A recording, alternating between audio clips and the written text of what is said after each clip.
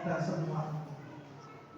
Maka dari itu orang-orang sholihin mereka tidak berhenti mengejar keindahan Allah dengan mencari ridhonya Subhanahu wa ta'ala.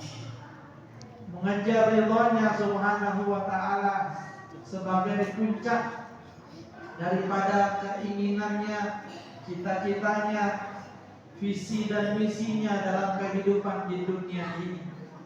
Bukan keridhaan manusia yang mereka cari, bukan keridhaan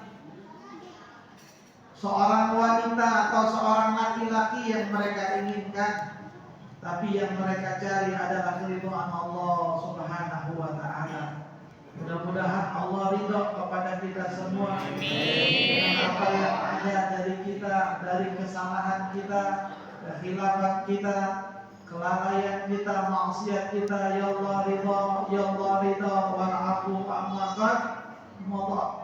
Semoga Allah ridhoi kita dan memaafkan apa yang telah terjadi daripada dosa-dosa dan kelalaian kita semua. Amin ya rabbal alamin. Tadi Imam Haddad mengatakan lanjutan daripada qasidah yang kita dengar tadi sebelum pengajian ini dimulai. Watruk buladu ilzam baba rabbik watruk buladu. Tinggalkan yang selain dirinya Allah Subhanahu wa ta'ala. Tinggalkan apa-apa yang selain Allah Tabaraka wa ta'ala, dan apa-apa yang tidak mendekatkan diri kita kepadanya Subhanahu wa ta'ala, dan tidak sahih, tidak sah untuk dijadikan sebagai tujuan di dalam hidup. Maka tinggalkan itu semua. Tinggalkan yang tidak ada kaitannya dengan Allah. Kalau kita hidup di dunia ini dengan sebenar-benarnya hidup atau sehakikat-hakikatnya hidup, maka ketahuilah bahwa hakikat dalam kehidupan ini adalah kita berkata, kita berbuat, kita beramal, dan semua yang kita lakukan hanya apa-apa yang mendekatkan diri kita kepada Allah, apa-apa yang bersambung kepada Allah dan Rasulnya. Itulah hakikat, tidak ada yang lain. Hakikat kehidupan adalah itu. Maka jangan jadikan apa yang kita ucapkan adalah hal yang tidak layak untuk dijadikan tujuan mendekat kepada Allah. Dan jangan dijadikan pandangan mata kita ini hal yang tidak mendekatkan diri kita kepada Allah, apalagi menjauhkan kita dari Allah Subhanahu wa ta'ala, dari pandangan-pandangan yang haram, pandangan yang menyepelekan dan menghina atau merendahkan orang lain. Jangan pandang siapapun di dunia ini dengan pandangan yang merendahkan, yang mengecilkan atau menyepelekan siapapun dia. Lah kita punya apa sehingga kita bisa merasa lebih baik daripada orang lain, bahkan dari binatang? Emang kita punya apa? Harta bikin ente bangga? Harta bikin ente merasa lebih baik dari orang lain? Nauzubillah. Siapa yang paling kaya di dunia ini yang pernah Allah berikan kekayaan yang paling besar dari selain Nabi Allah Sulaiman dan Nabi Daud? Ada namanya Qarun. Qarun hartanya itu gudang emasnya tidak sanggup diangkat oleh sekelompok pemuda yang gagah. Tapi Qarun ditenggelamkan oleh Allah begitu di bumi ini sampai hari kiamat ini. Fir'aun, hartanya, kedudukannya yang membuat dia lalai dari Allah, bahkan durhaka kepada Allah, berbuat durjana kepada Allah Subhanahu wa ta'ala. Fir'aun ini nanti dilemparkan ke dalam api neraka dengan sendal emasnya dan mahkota emasnya. Harta yang bikin kita bangga, harta yang membuat kita lebih baik dari orang lain, merasa lebih baik dari orang lain. Naudzubillah. Allah tidak menghinakan orang dengan menjadikan orang itu miskin. Dan Allah tidak memuliakan seseorang dengan menjadikan orang itu kaya raya. Allah memuliakan orang, memuliakan hambanya dengan menjadikannya orang yang taat kepadanya, baik dia orang susah ataupun orang kaya, baik dia dalam keadaan luas ataupun dalam keadaan sempit. Itulah orang yang dimuliakan oleh Allah. Harta tidak membuat orang jadi mulia di hadapan Allah. Lain memang di hadapan manusia, beda. Yang mata duitan semua, yang tujuan hidupnya bukan Allah, begitu. Yang tujuan hidupnya bukan tadi watrukul ladun, jadi meninggalkan segala sesuatu yang selain Allah Subhanahu wa ta'ala.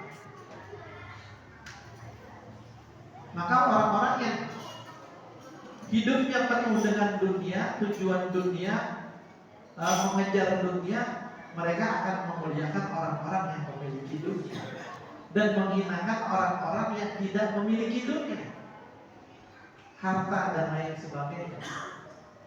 Tapi orang-orang yang hidupnya mengejar ridho Allah Subhanahu wa ta'ala, meninggalkan yang selain itu, yang tidak ada kaitannya dengan Allah Subhanahu wa ta'ala dan Rasulnya, dia akan memuliakan setiap hamba Allah yang paling taat kepada Allah. Dari itu Siti Aisyah bilang, Rasulullah ini gak pernah kagum dari apapun dari dunia ini. Nah, ada yang bikin Rasulullah kagum, tidak emas, tidak perak, tidak harta, tidak budak, kendaraan dan lain sebagainya, otak merah, tidak. Tidak ada kata Siti Aisyah yang membuat Nabi kagum, membuat Rasulullah kagum, kecuali rajulun, seseorang yang memiliki ketakwaan kepada Allah Subhanahu wa ta'ala. Itulah yang membuat Rasul kagum. Itulah yang membuat Rasulullah bangga. Kenapa kok Rasulullah bangganya cuma sama orang yang bertakwa? Karena memang yang di pikirannya, yang di hatinya, isinya semua Allah Subhanahu wa ta'ala. Jadinya orang yang dikagumi adalah orang yang tujuan hidupnya untuk Allah Subhanahu wa ta'ala. Waktu kuladun, tinggalkan yang selain Allah. Sedikit-sedikit hadirin, pelan-pelan wahai jamaah, tinggalkanlah yang selain Allah Subhanahu wa ta'ala. Pelan-pelan, siru ilallah urujan wal makasih, tujulah Allah walaupun tertatih-tatih dan terseok-seok, tetapi tetap menuju kepada Allah Subhanahu wa ta'ala. Berjalan menuju Allah, ada langkah mendekatkan diri kepada Allah. Jangan diam statis, apalagi mundur ke belakang. Alhamdulillah. Jadi begitu pandangan, perkataan, perbuatan, jangan pernah terucap itu ucapan, memandang itu pandangan, atau bergerak itu anggota tubuh, kecuali dalam perkara-perkara yang diridhoi oleh Allah Subhanahu wa ta'ala, yang layak untuk mendapatkan apresiasi dari Allah dan Rasul Muhammad sallallahu alaihi wasallam.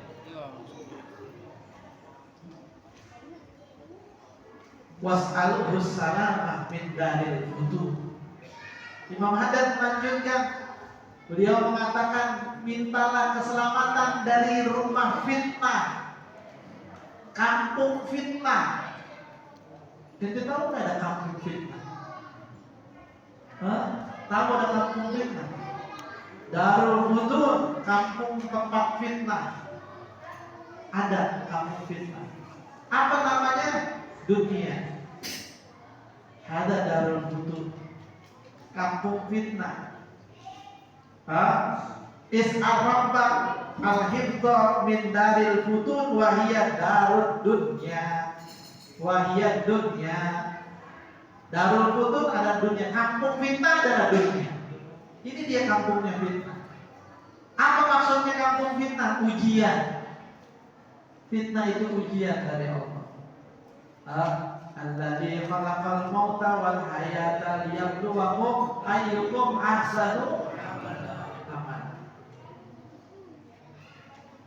Allah menciptakan kehidupan kematian tujuannya apa? Untuk menguji manusia. Siapa yang paling baik amalannya?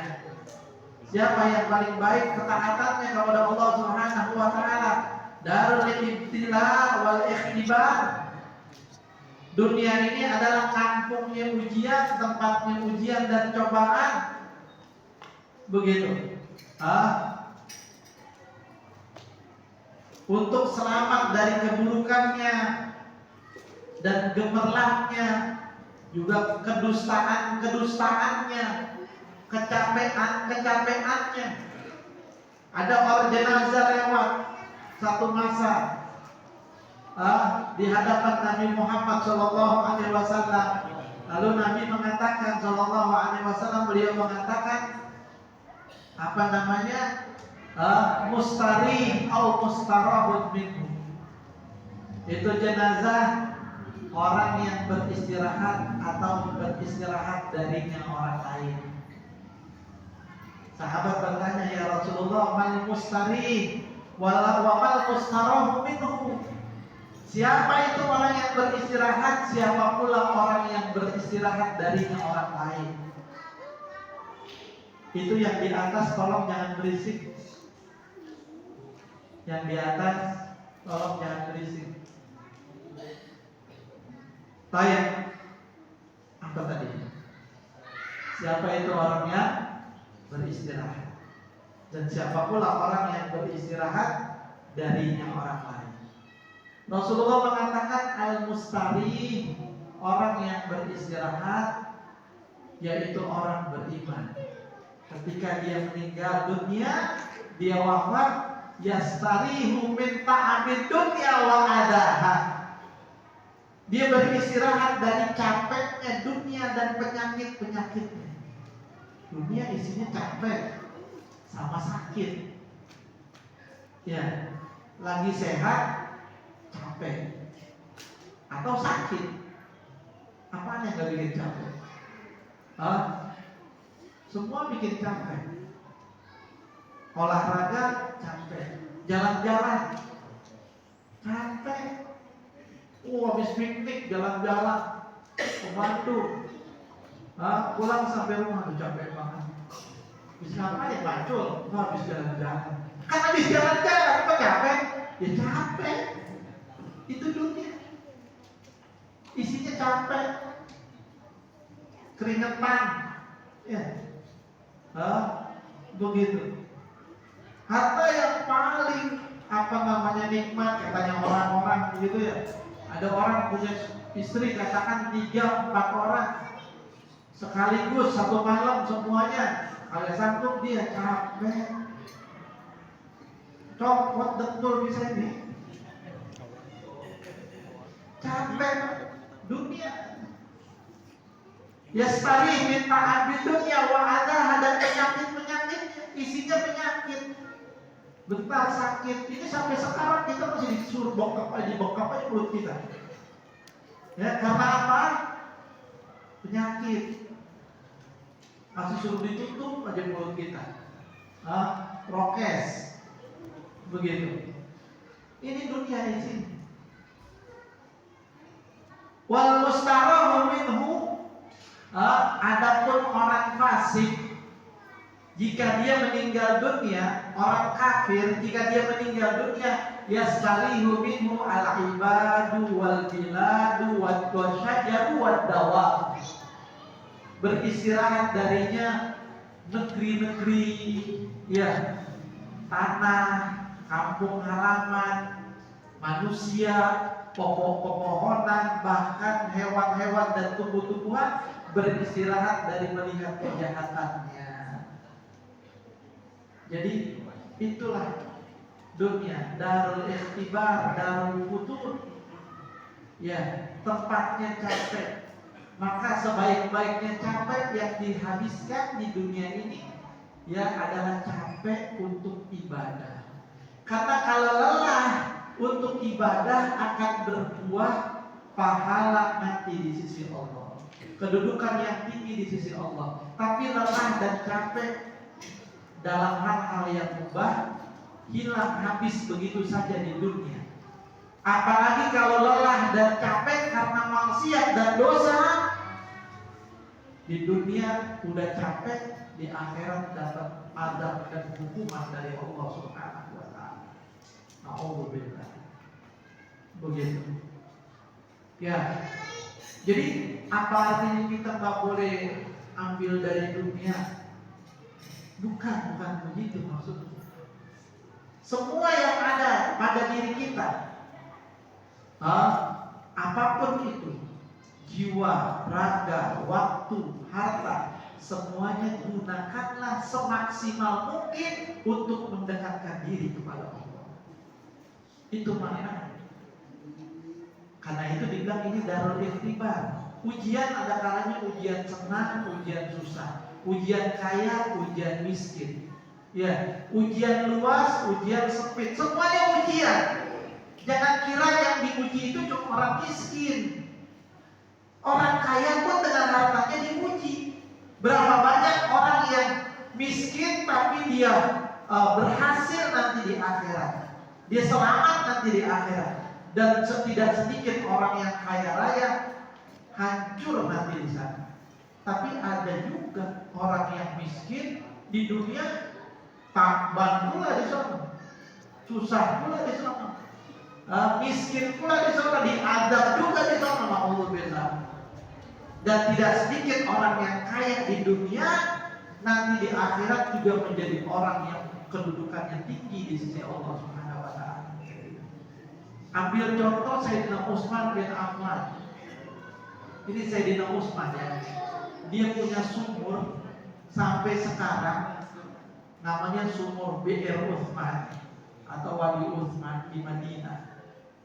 Itu sampai sekarang masih digunakan airnya untuk pengelolaan perkebunan yang ada di Madinah, milik Sayyidina, wakaf daripada Sayyidina Utsman.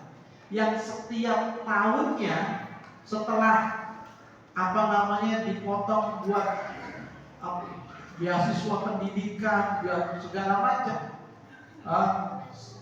ditangani sama Wuzaratul Awqaf, Kementerian Wakafnya Saudi Arabia. Itu masih ada benefit keuntungan setiap tahun 20 juta real Saudi atau sekitar 200 miliar per tahun. Setiap tahun segitu. Ya, keuntungannya 50 juta real. Ya, atau sekitar 200 miliar per tahun. Ini ada kisah di balik itu. Kenapa dibilang milik Sayyidina Utsman? Nah, karena Sayyidina Utsman yang beli. Dulunya itu namanya bukan Bir Utsman, namanya Bir Rumah. Rumah nama orang Yahudi. Orang Yahudi dia punya sumur yang tak pernah kering sumurnya. Dikala sumur orang di Madinah semuanya kering, sumurnya dia doang yang ada air. Orang di Madinah ngambil air dari situ semua. Lalu dengan seenak-enaknya dia seringkali menaikkan harga. Karena dia yang memonopoli. Dia yang punya. Ditaikin harganya. Yang namanya air, kebutuhan hidup, semahal apapun orang bakalan beli.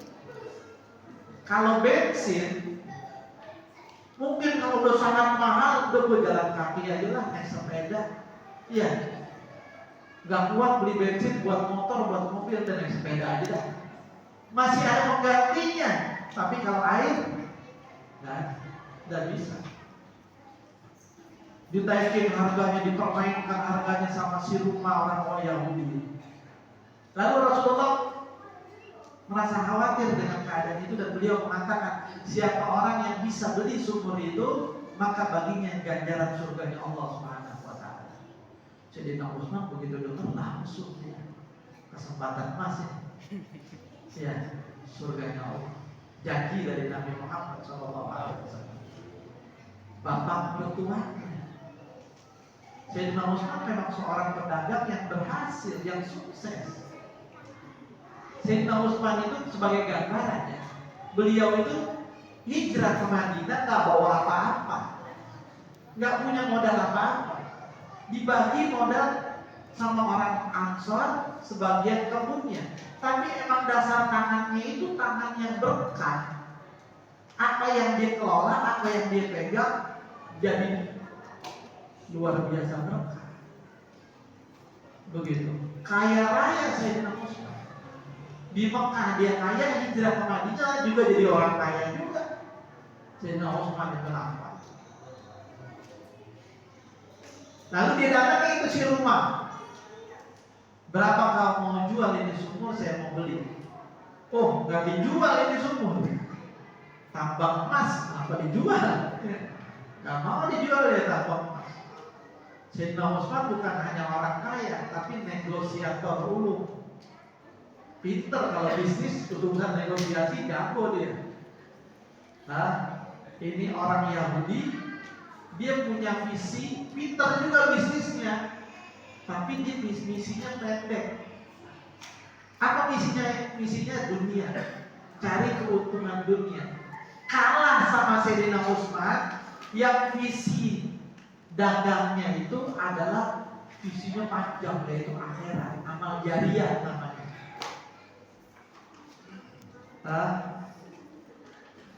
Begitu. Gak kalah Sayyidina Utsman. Dibilang gak dijual, beliau gak kalah. Negosiasi dengan sengit begitu ya, ketat negosiasinya. Akhirnya dibilang begini sama Sayyidina Utsman, sudah begini aja,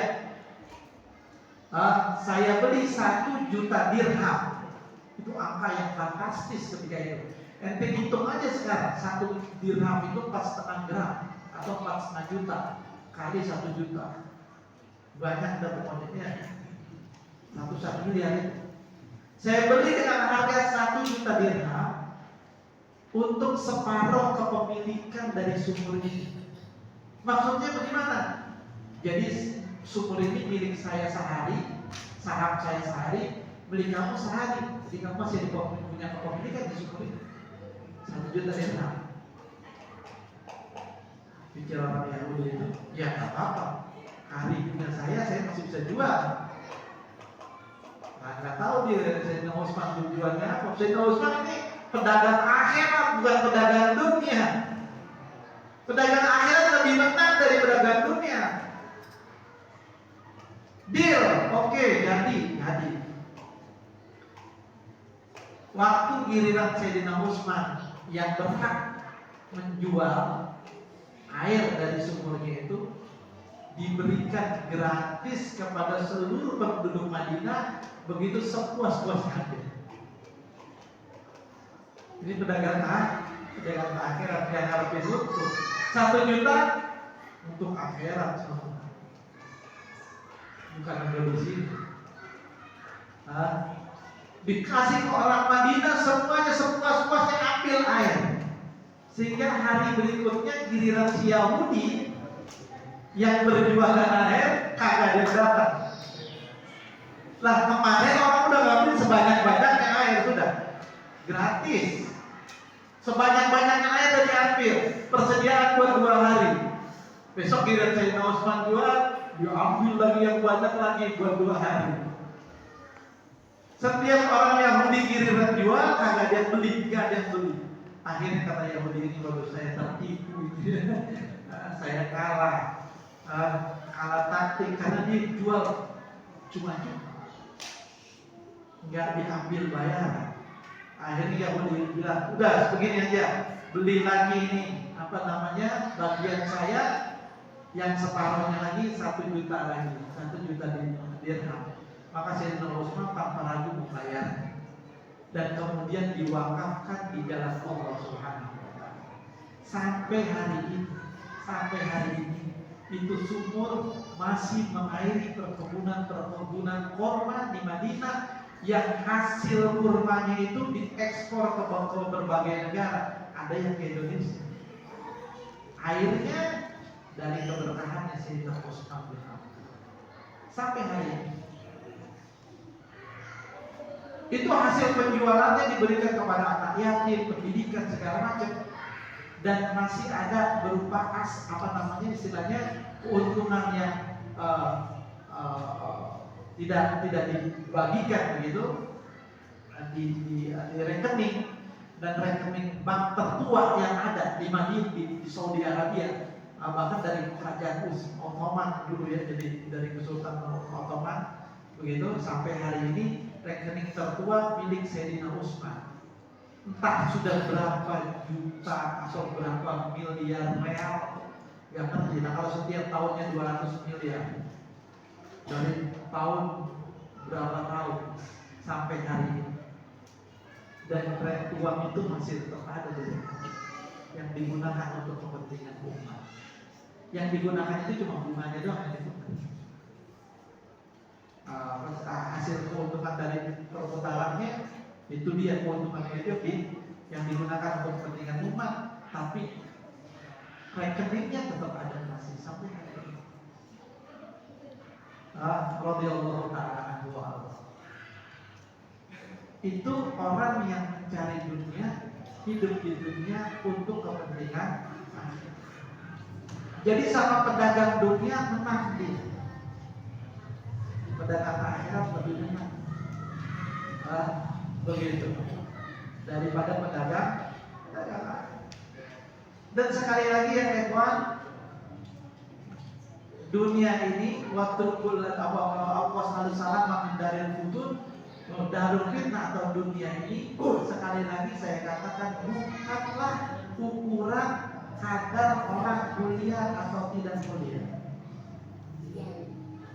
Ukuran dunia bukan ukuran orang kuliah atau tidak kuliah. Allah tidak menghinakan orang dengan sebab kemiskinan, dan Allah tidak memuliakan orang dengan sebab kekayaan. Tapi pasti Allah muliakan seseorang dengan ketaatan kepada Allah. Baik itu dia orang kaya ataupun orang miskin. Wahakala dunia satu hari dilihat oleh Sayyidina Isa bin Maryam, Ruhullah, berupa nenek-nenek tua yang berhias emas, perhiasannya emas banyak benar. Ketika ditanya kepada malaikat Jibril, siapa itu nenek-nenek? Itulah wujudnya dunia. Jadi dunia dari zaman Nabi Isa udah nenek-nenek. Kalau sekarang udah kuyut-kuyut, udah ompong hari ya. Tapi perhiasannya masya Allah. Lalu ditanya sama Nabi Isa alaihissalam, si dunia ini, kam tazawwajti, berapa banyak suamimu? Gal la usih, gak bisa dihitung sudah, banyak banget.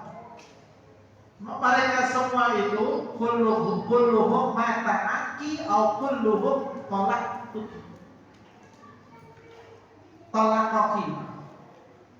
Mereka semua itu sudah mati dari engkau atau menceraikan engkau. Kata dunia, la bal qataltu, bahkan aku bunuh mereka semua. Suami-suami itu dibunuh semua. Orang-orang yang ngejar dunia. Artinya apa? Lagi asik-asik ngejar dunia atau mati. Nggak ada jalan untuk kembali. Yang enak tuh lagi asik-asik ngejar akhirat, cari ridhonya Allah, mati. Maka jalan menuju Allah akan lurus, akan mudah bagi mendapatkan kenikmatan yang kekal abadi di sisi Allah Subhanahu wa ta'ala. Aku bunuh semuanya, kata dunia. Itu suami-suamiku aku bunuh semuanya. Nabi Isa bilang, bu'san li azwajiki, ya, al-bagi, itu celaka benar suami-suami kamu yang masih ada ya. Tidak ambil ibrah, layak tabiru nabi azwajiki al-mawdid, tidak mengambil ibrah dengan suami-suami kamu yang terdahulu. Begitu. Bagaimana bisa mereka itu melihat dengan mata kepala mereka satu persatu dari suami-suami kamu kau bunuh, begitu? Pelan-pelan kau bunuh satu persatu dengan angan-angannya, dengan kecintaannya terhadap dunia, dan mereka tidak berhati-hati terhadap diri, masih tetap mencintai. La ilaha illallah. Begitu. Hukum dunia raksu kulli khati'ah. Cinta dunia itu pangkal biang kerok segala kesalahan. Kerusakan yang ada di muka bumi ini semuanya berasal awalnya itu yang biang keroknya, pangkalnya dari rumput ada. Begitu. Bahkan Nabi kita Muhammad diuji juga dengan dunia, dengan pangkat dan jabatan. Dulu Nabi Sulaiman pernah diuji menjadi nabi dan raja. Nabi Sulaiman alaihissalam. Tapi Nabi Sulaiman pernah lewat berjalan bersama pasukannya, pengikutnya semua dari bangsa jin, manusia, binatang, hayawan, bahkan burung-burung, ya, semuanya berjalan bersama Nabi Sulaiman alaihissalam. Kekayaan yang berlimpah yang tidak ada yang pernah memilikinya selain Nabi Sulaiman alaihissalam. Jelas ditulis dalam Al-Quran, ya, disebutkan dalam Al-Quran bagaimana kerajaan Nabi Sulaiman alaihissalam, King of Solomon. Nabi Sulaiman lagi lewat, ketemu sama orang tua Yahudi, bilang sama orang tua Yahudi itu, "Ya Daud, wahai anak-anaknya Daud, sungguh Allah telah memberikan kepadamu satu pemberian yang tidak pernah diberikan kepada siapapun sebelummu dan setelahmu. Pemberian yang besar yang telah Allah berikan kepadamu." Apa jawab Nabi Sulaiman? Nabi Sulaiman bilang begini, "La, tidak, kau salah, kau keliru. La tasbihun, sebuah tasbih di sahifahnya seorang yang beriman lebih baik daripada apa yang telah Allah berikan kepada anaknya si Daud ini." Maksudnya diri, daripada putranya Daud ini, Nabi Sulaiman alaihissalam. Nabi Muhammad juga pernah diuji dengan dunia, pangkat sekaligus dunia, harta. Tapi ya pastinya beliau berkali-kali menolak. Nabi Muhammad bukan orang miskin, dia memilih hidup miskin. Punya harta banyak, harta rampasan perang, emas perak dibagi-bagikan, tapi beliau gak punya uang untuk sarapan. Dapat onta ratusan ekor dikasih sama satu orang yang baru masuk Islam. Dikasih punya kambing antara dua gunung, banyaknya itu kambing, di lembah selembah itu kambing banyaknya, diberikan kepada satu orang yang baru masuk Islam. Dan sekampung orang itu masuk Islam semua itu. Satu masa datang kepada Rasulullah Nabi kita Muhammad sallallahu alaihi wasallam malaikat yang gedenya sebesar Ka'bah, belum pernah kelihatan sebelumnya wala setelah. Itu malaikat datang tiba-tiba. Kata malaikat itu bilang, "Ya Rasulullah, ya Muhammad, kau ingin memilih sebagai rasulan malikan atau rasulan abidan? Kau mau memilih untuk dijadikan atas perintah Allah ini rasul yang raja, rasul juga raja." Ini perlu paham nih orang-orang yang mengidentikan bahwasanya Islam itu harus dengan kekuasaan. Kalau kita mau jaya, kita harus rebut kekuasaan, identik sama kekuasaan. Ini harus paham. Ya, apa jawaban Nabi? Kalau Islam itu harus dengan kekuasaan, kekayaan, harta dunia, Rasulullah akan pilih menjadi nabi yang raja. Apa nabi yang hamba? Dua pilihan. Rasulullah terdiam, kemudian melihat kepada malaikat Jibril. Malaikat Jibril ya tahan, menunduk, artinya merendah. Kemudian Rasulullah dengan luar biasanya, dan ini dia akhlaknya Nabi Muhammad. Beliau bilang, la bal akhtar, bahkan aku memilih sebagai abduhu wa rasuluh. Betapa indahnya Nabi kita Muhammad. Tadi dikasih pilihan Nabi Rasul yang raja atau Rasul yang sebagai hamba. Pangkatnya dulu diduluin, baru embel-embelnya, raja atau hamba. Tapi jawaban Rasulullah apa? Aku lebih memilih menjadi abdu, hambanya, wa rasuluh, dan rasulnya, hamba yang rasul. Jadi hamba seperti kita biasa ini, manusia biasa, cuma dia utusan Allah. Padahal pilihannya tadi pangkatnya juga disebutin. Rasulullah nggak bilang, aku memilih Rasul yang hamba, tapi dibalik oleh Nabi Muhammad SAW. Dan ini seringkali kita dengar dalam selawat yang Nabi SAW sendiri yang meriwayatkan redaksi selawatnya. Abduhu wa rasul, tidak rasuluhu wa abduhu. Enggak, pangkatnya duluan disebutkan. Nabi kan ajarkan nyebutin pangkatnya duluan, tapi kehambaannya duluan. Beliau lebih bangga menjadi hamba Allah daripada menjadi rasulnya Allah. Dan rasul Allah itu bintang dari Allah, pemberian yang besar dari Allah. Tapi beliau ya merasa termuliakan menjadi hamba Allah Subhanahu wa ta'ala.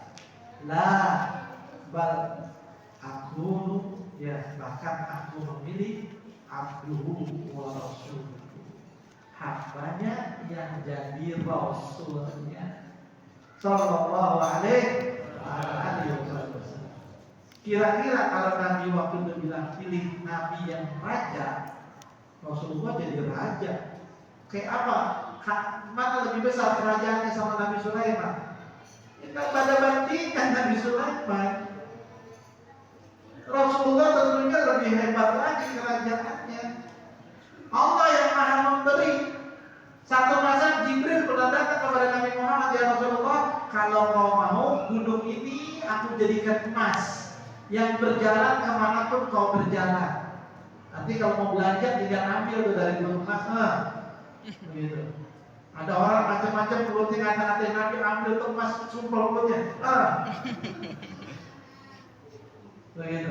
Ada orang mau perangin Nabi, ambil serau emas, tuh, sama pulang. Tapi beliau nggak mau, beliau tidak mau. Sallallahu alaihi wasallam.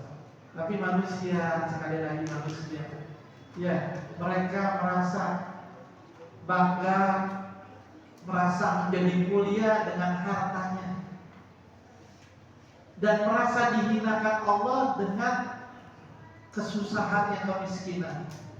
Sampai Allah katakan dalam Al-Quran, ya, fa'amal insanu idza mabtalahu rabbuhu fa'akramahu wa na'amahu fa yaqulu rabbi akraman. Dan adapun manusia, idza mabtalahu, kata-katanya Allah mabtalahu, ketika diuji dia. Diuji loh, bukan dianugerahi. Bukan dianugerahi, tapi diuji. Diuji dia. Fa'akramahu, dengan diberikan nikmatnya Allah. Fayaqulu rabbi akraman. Maka dia mengatakan, Tuhanku telah memuliakan aku, berbangga dia dengan hartanya. Dia sangka dia mulia dengan hartanya. Dia nggak pikir kalau hartanya itu adalah ujian dari Allah juga. Sama seperti kemiskinan ujian dari Allah, kekayaan juga ujian dari Allah. Dan sebaliknya, ini manusia. Wa amma idza mabtalahu. Kata-katanya sama tuh, mabtalahu, ujian. Dan ketika mereka diuji, faqadara alaihi rizqahu, faqadara alaihi dan disempitkan atasnya hartanya, fayaqulu rabbi ahanan. Maka mereka berkata, Tuhanku telah menghinakan aku, telah merendahkan aku. Jadi ya ikhwan, mulai hari ini, mulai ini malam, jangan merasa pernah menjadi orang hina karena kemiskinan, karena nggak ada harta, karena nggak punya duit. Jangan pernah merasa hina karena itu. Ente merasa hina karena telah bermaksiat kepada Allah. Ente merasa hina karena tadi sholat subuhnya kesiangan. Merasa hina dengan yang demikian itu.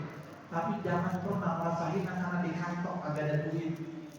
Jangan pernah merasa rendah hati, rendah diri, orang yang tidak diberikan apa-apa, orang yang tidak dianugerahi oleh Allah sebab nggak punya bagian dari dunia yang banyak. La Allah, ente harus merasa terhina karena telah bermaksiat kepada Allah, lalai terhadap Allah, ya melanggar larangan Allah.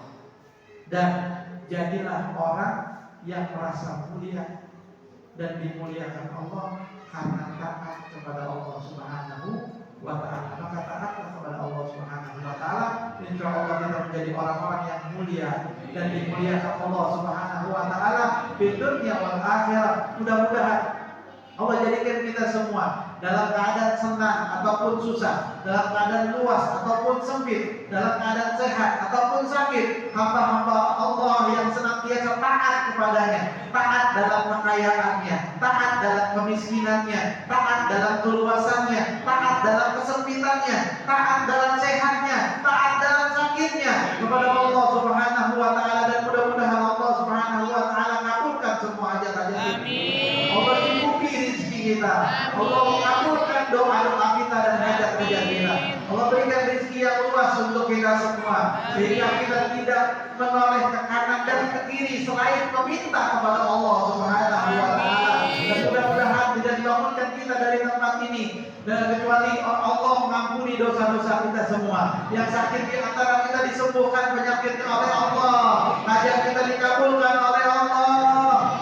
Dosa orang-orang tua kita, kesalahan orang-orang tua kita yang masih hidup, yang sudah meninggal dunia, semoga Allah maafkan mereka, Allah ampuni mereka. Allah Subhanahu wa ta'ala muliakan dan tempatkan mereka di tempat yang mulia di sisi Allah Subhanahu wa ta'ala. Allahumma ja'al jam'ana hadza jam'an marhuma wa tafarruquna min ba'dihi tafarruqan ma'suma wa la taj'al ahadun minna wa la min ahlina saqiyan wa la mahruma bi judika wa karamika ya arhamar rahimin ya adwa al-aqwadin ya rahimul